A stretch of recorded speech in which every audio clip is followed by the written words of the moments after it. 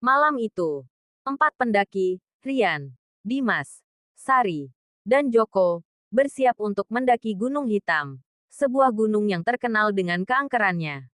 Meskipun banyak cerita mistis yang beredar, mereka tetap nekat ingin menaklukkan puncaknya. Langit malam tampak gelap tanpa cahaya bulan, membuat perjalanan mereka semakin mencekam. Sesampainya di base camp, seorang penjaga tua memperingatkan mereka agar tidak mendaki malam ini. Gunung ini punya penghuni, katanya dengan suara bergetar. Namun, Rian dan kawan-kawan menganggapnya hanya mitos belaka. Tanpa menghiraukan peringatan itu, mereka mulai mendaki. Di tengah perjalanan, mereka merasakan hawa dingin yang tidak biasa. Angin berhembus kencang, seolah membisikkan sesuatu yang tidak mereka mengerti. Sari yang sensitif dengan hal mistis mulai merasa gelisah. Tetapi ia tetap diam agar tidak menakuti yang lain. Mereka melangkah semakin jauh ke dalam hutan lebat. Pepohonan besar menjulang tinggi dengan akar yang menjalar seperti tangan raksasa. Suara binatang malam terdengar samar, menciptakan suasana yang semakin menyeramkan.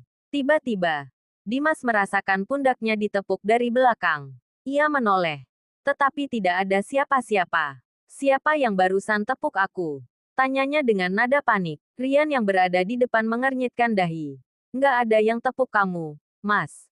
Sari mulai merasa ketakutan. Ia yakin ada sesuatu yang mengikuti mereka. Mungkin kita harus berhenti sebentar, usulnya. Namun, Rian bersikeras melanjutkan perjalanan agar cepat sampai ke pos peristirahatan. Ketika mereka melewati sebuah batu besar, tiba-tiba terdengar suara perempuan menangis pelan. Suara itu semakin jelas dan terdengar seperti berasal dari belakang mereka. Joko menyalakan senter ke arah sumber suara. Tetapi tidak ada apa-apa. Udah, ayo jalan terus, kata Joko, berusaha mengusir rasa takut. Namun, suara tangisan itu tiba-tiba berubah menjadi tawa menyeramkan. Seketika, semua merasakan bulu kuduk mereka berdiri. Mereka pun mempercepat langkah tanpa berani menoleh ke belakang. Namun, perjalanan mereka baru saja dimulai. Dan teror yang lebih mengerikan sudah menunggu di depan. Setelah berjalan selama 1 jam, mereka akhirnya tiba di pos 1. Rasa lega sedikit meredakan ketegangan. Tetapi mereka masih dihantui oleh suara tawa misterius tadi. Rian mencoba menenangkan yang lain dengan mengatakan itu hanya ilusi akibat kelelahan. Saat mereka beristirahat, Joko melihat jejak kaki aneh di tanah. Jejak itu tidak menyerupai jejak manusia maupun hewan yang dikenal. Ini jejak apa? Tanyanya dengan suara bergetar. Dimas mendekat untuk melihat lebih jelas. Bentuknya aneh, seperti kaki manusia. Tapi jarinya lebih panjang dan runcing. Katanya sambil menelan ludah. Mereka mulai merasa ada sesuatu yang mengawasi mereka sejak awal pendakian. Sari semakin ketakutan. Ia merasakan hawa dingin yang menusuk tulang. Kita seharusnya tidak melanjutkan perjalanan, katanya dengan suara lirih. Namun, Rian tetap berusaha menenangkan semuanya. Tiba-tiba, angin bertiup kencang dan menggetarkan pepohonan. Senter Dimas berkedip-kedip sebelum akhirnya padam. Sial, baterainya baru aja aku ganti. Gerutunya. Keadaan semakin gelap dan mencekam. Joko menyalakan senter cadangan. Tetapi cahaya yang dipancarkan terasa lebih redup dari biasanya. Cahaya itu seakan tersedot oleh kegelapan malam yang pekat. Ada yang nggak beres di sini, bisik Joko. Saat mereka hendak melanjutkan perjalanan, mereka menyadari sesuatu yang mengerikan.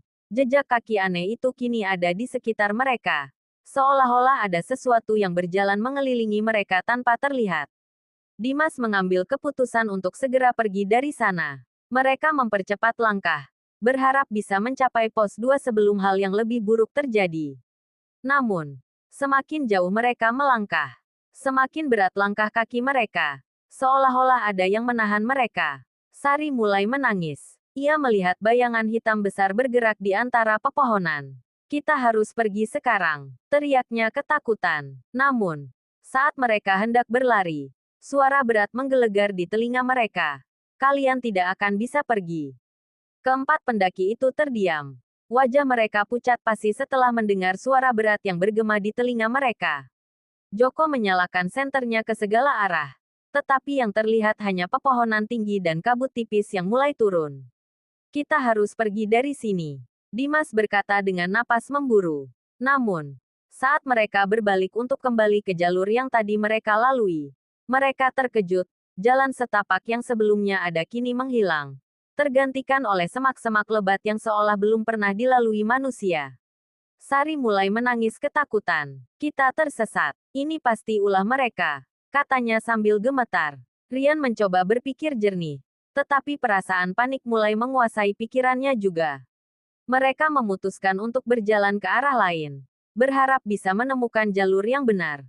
Namun, anehnya, setiap kali mereka berjalan, mereka justru kembali ke tempat yang sama.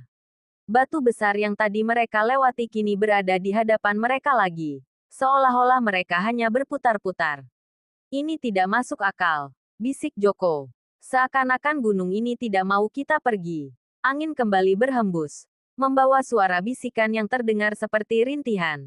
Suara itu semakin lama semakin jelas, seolah berasal dari sekitar mereka. Sari mencengkeram tangan Rian erat-erat. Dimas tiba-tiba menghentikan langkahnya. Matanya membelalak saat melihat sesuatu di antara pepohonan. Astaga, kalian lihat itu, katanya dengan suara gemetar. Mereka semua menoleh. Di antara batang pohon yang gelap, sesosok wanita berbaju putih berdiri diam. Rambutnya panjang tergerai, menutupi sebagian wajahnya. Matanya hitam pekat, dan senyum mengerikan terukir di wajahnya. Tanpa pikir panjang, mereka langsung berlari, berusaha menjauh sejauh mungkin dari makhluk itu. Namun, tidak peduli seberapa cepat mereka berlari, suara tawa mengerikan terus mengikuti mereka dari belakang. Setelah berlari tanpa arah selama beberapa menit, mereka akhirnya menemukan jalur yang terasa familiar. Itu pos 2, seru Joko dengan napas tersengal. Mereka segera berlari ke sana dan menemukan area datar yang biasa digunakan untuk berkemah. Mereka segera mendirikan tenda untuk berlindung. Meski masih ketakutan, mereka tahu bahwa terus berlari dalam kegelapan hanya akan membuat keadaan semakin buruk. Sari duduk di dalam tenda sambil memeluk lututnya. Kita seharusnya mendengarkan peringatan penjaga base camp, bisiknya. Rian menghela napas panjang. Kita harus bertahan sampai pagi. Begitu matahari terbit, kita langsung turun, katanya. Dimas mengeluarkan senter cadangannya dan mencoba menyalakannya. Tetapi cahaya yang keluar hanya redup dan bergetar, seolah ada sesuatu yang menghisap energinya. Ini aneh, gumamnya. Di luar tenda, suara langkah kaki terdengar. Awalnya perlahan, tetapi semakin lama semakin dekat. Apa ada pendaki lain di sekitar sini? Tanya Joko dengan harapan yang mulai pupus. Rian mengintip dari celah tenda, tetapi yang terlihat hanya kegelapan pekat. Tidak ada siapapun di luar. Tetapi suara langkah kaki itu terus berputar mengelilingi tenda mereka. Tiba-tiba, tenda mereka bergoyang hebat. Seolah ada sesuatu yang menarik dan mengguncangnya. Sari menjerit. Sementara Joko buru-buru mengambil pisau lipatnya untuk berjaga-jaga. Namun, saat semuanya diam, suara langkah itu berhenti. Keheningan yang mencekam melingkupi mereka. Lalu, terdengar suara dari luar. Suara berat yang sama seperti sebelumnya. Kalian tidak akan pernah pulang. Cerita ini akan berlanjut dengan bab-bab berikutnya. Mengungkap misteri dan kengerian yang semakin dalam di Gunung Hitam. Apakah mereka bisa selamat, atau malah menjadi bagian dari kisah mistis gunung tersebut? Keempat pendaki itu membeku dalam ketakutan setelah mendengar suara berat yang bergema di luar tenda. Napas mereka tertahan, dan tubuh mereka terasa kaku. Seolah-olah sesuatu sedang mengawasi mereka dari luar. Joko menggenggam pisau lipatnya erat-erat. Kita nggak boleh diam saja, bisiknya. Namun, sebelum ia bisa melakukan apapun, tenda mereka kembali bergetar dengan keras. Seolah ada sesuatu yang mencoba masuk. Tiba-tiba, resleting tenda perlahan-lahan terbuka dari luar. Sari menutup mulutnya agar tidak berteriak. Sementara Dimas segera menyalakan senter ke arah pintu tenda. Namun, yang terlihat hanyalah kegelapan pekat di luar sana. Rian memberanikan diri mengintip keluar. Nggak ada apa-apa, katanya. Meskipun suaranya terdengar gemetar, ia menoleh ke belakang untuk meyakinkan yang lain. Tetapi saat itu juga, wajahnya langsung pucat pasi. Di sudut tenda, di antara mereka, duduk sesosok wanita berambut panjang. Tubuhnya kaku. Wajahnya pucat dengan mata kosong yang menatap lurus ke arah mereka. Senyum mengerikan terukir di bibirnya yang pucat. Sari menjerit sekeras mungkin, membuat sosok itu menghilang dalam sekejap. Tenda mereka bergetar sekali lagi sebelum akhirnya kembali tenang. Keheningan yang mencekam menyelimuti mereka. Joko segera meraih ranselnya. Kita nggak bisa diam di sini. Kita harus pergi sekarang juga, katanya dengan suara bergetar. Namun, sebelum mereka sempat keluar, suara bisikan mulai terdengar dari segala arah. Kalian milik kami. Tanpa pikir panjang, mereka keluar dari tenda dengan membawa perlengkapan seadanya. Mereka berlari menembus kegelapan malam, berharap bisa menemukan jalan kembali ke jalur turun. Namun, sesuatu yang aneh terjadi.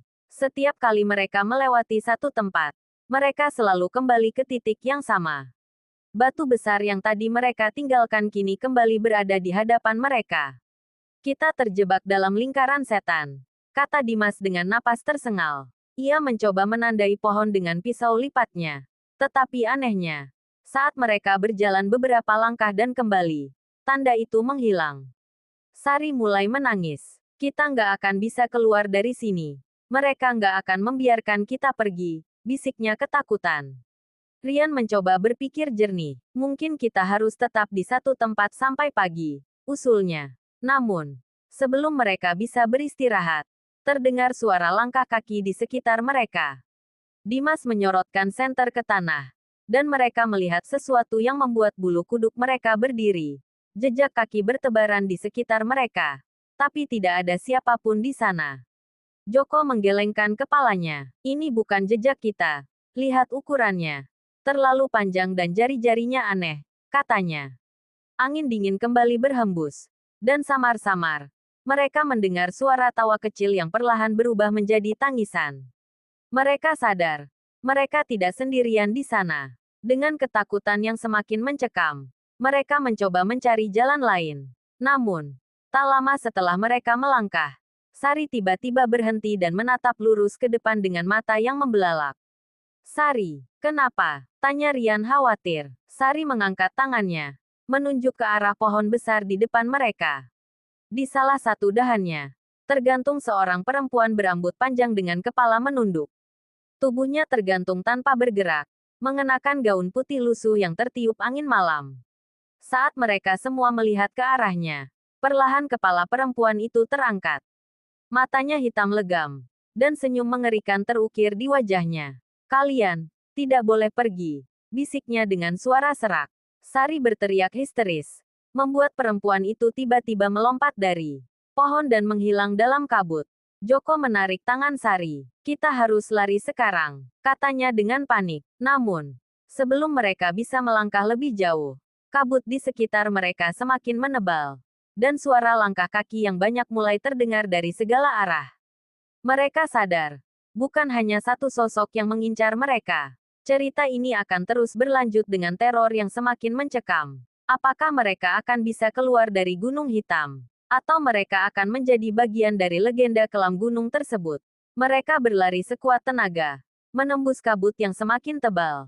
Nafas mereka tersengal, dada terasa sesak, dan tubuh semakin lelah. Tapi mereka tidak berani berhenti. Setiap langkah yang mereka ambil diiringi dengan suara langkah lain yang tidak terlihat asalnya.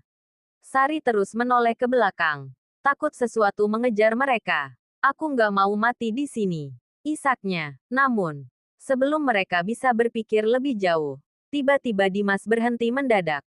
Ada seseorang di depan, katanya dengan napas memburu. Di tengah kabut yang pekat, berdiri sosok hitam yang tinggi.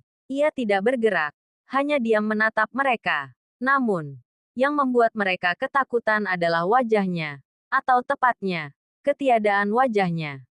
Tidak ada mata, tidak ada hidung, tidak ada mulut, hanya permukaan kulit datar yang pucat dan menyeramkan. Joko mundur perlahan, matanya membelalak. Itu bukan manusia, bisiknya ketakutan. Sosok itu perlahan mengangkat tangannya dan menunjuk ke arah mereka. Seketika, udara di sekitar mereka terasa semakin dingin. Lalu terdengar suara dari segala arah. Suara berat yang sudah mereka dengar sebelumnya. Kalian milik kami. Mereka tidak bisa menahan diri lagi. Dengan sisa tenaga yang mereka miliki, mereka kembali berlari, berharap bisa keluar dari kegelapan yang seolah ingin menelan mereka hidup-hidup. Setelah berlari tanpa henti, mereka tiba di sebuah lapangan kecil yang dikelilingi pohon tinggi. Anehnya, tempat itu terasa lebih terang dibanding sebelumnya, seolah-olah diterangi oleh cahaya bulan, meskipun mereka yakin langit masih mendung. Rian melihat sekeliling. Tempat apa ini? Tanyanya. Di tengah lapangan, mereka melihat sesuatu yang tidak seharusnya ada di gunung. Sebuah gerbang batu tua dengan ukiran aneh di sekelilingnya. Udara di sekitar gerbang itu terasa lebih dingin. Dan kabut yang tadinya pekat kini berputar di sekeliling gerbang seperti arus yang bergerak. Sari menelan ludah. Jangan-jangan, ini bukan dunia kita lagi, katanya dengan suara gemetar. Dimas mencoba mendekati gerbang itu.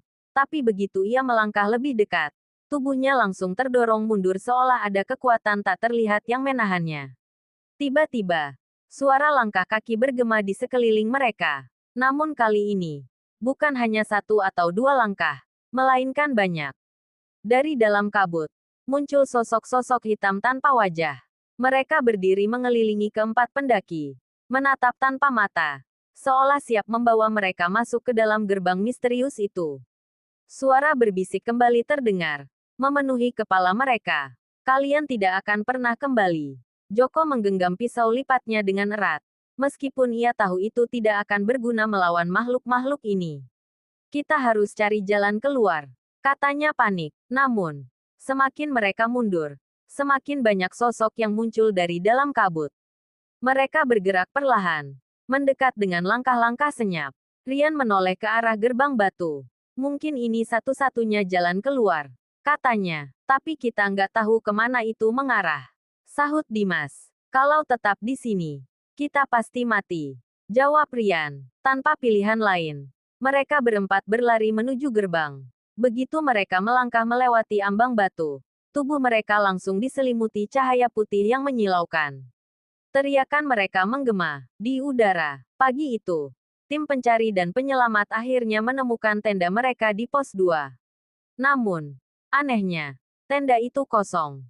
Tidak ada jejak keberadaan mereka, seolah mereka tidak pernah ada di gunung itu. Yang lebih mengerikan, di tanah di sekitar tenda, hanya ada satu hal yang tertinggal. Jejak kaki aneh yang berakhir tepat di depan sebuah batu besar, seolah-olah mereka menghilang begitu saja. Dan hingga hari ini, keempat pendaki itu tidak pernah ditemukan.